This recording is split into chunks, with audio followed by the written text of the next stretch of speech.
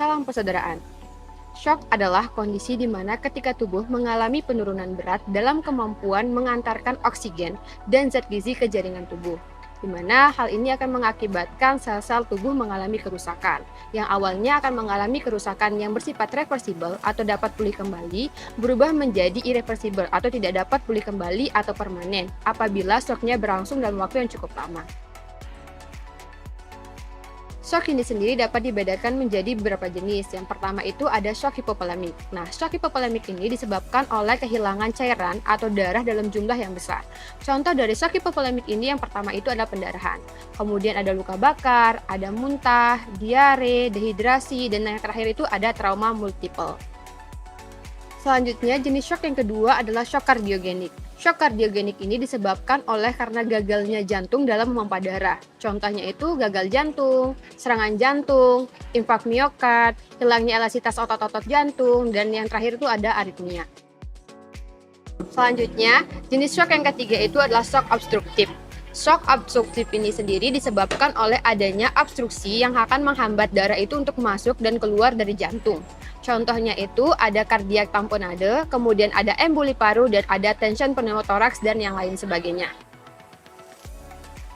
Kemudian jenis shock yang terakhir itu adalah shock distributif. Shock distributif ini dapat dibedakan menjadi beberapa bentuk, seperti shock septik, shock anafilaktik, dan juga shock neurogenik. Untuk shock distributif ini sendiri disebabkan oleh adanya gangguan pada pembuluh darah, biasanya berupa vasodilatasi atau pelebaran pembuluh darah yang berlebih, sehingga perfusi jaringannya itu menjadi buruk, meskipun jantung itu dapat memompa dengan normal. Kemudian untuk contoh dari shock distributif ini sendiri itu ada infeksi, ada reaksi alergi, kemudian ada gangguan saraf yang dapat menimbulkan gangguan pada fungsi pembuluh darah, kemudian juga ada cedera spinal. Selanjutnya saya akan menjelaskan terkait derajat shock. Derajat shock ini dapat dibedakan menjadi tiga, yaitu ada shock ringan, shock sedang, dan juga shock berat.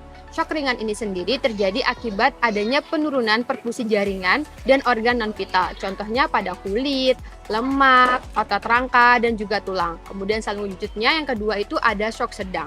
Shock sedang ini diakibatkan oleh penurunan perfungsi jaringan dan organ vital kecuali jantung dan otak. Contohnya itu ada hati, usus, ginjal, dan lain sebagainya.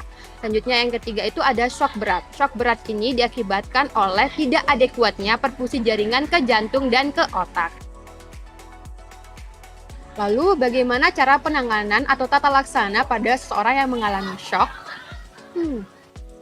Tata laksana atau penanganan awal yang dapat kita lakukan untuk seseorang yang mengalami shock, yang pertama itu kita pindahkan korban ke tempat yang teduh dan aman.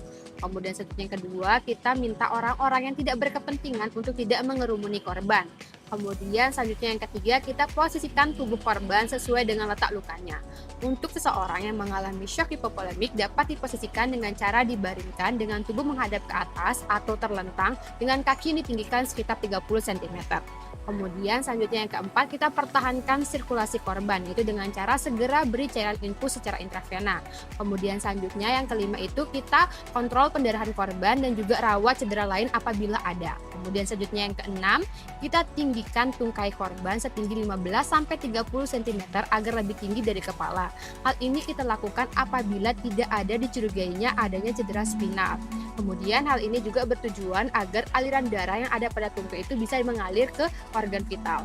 Kemudian selanjutnya yang ketujuh yaitu kita bisa longgarkan pakaian korban untuk memperlancar sirkulasi. Kemudian selanjutnya yang ke-8 itu kita pertahankan suhu korban. Itu dapat dilakukan dengan cara diselimuti atau yang lainnya. Kemudian selanjutnya yang ke-9 itu kita pertahankan oksigenasi dari korban. Kemudian selanjutnya yang terakhir itu kita pantau dan juga reassessment kondisi korban. Sekian penjelasan terkait materi shock. Salam persaudaraan.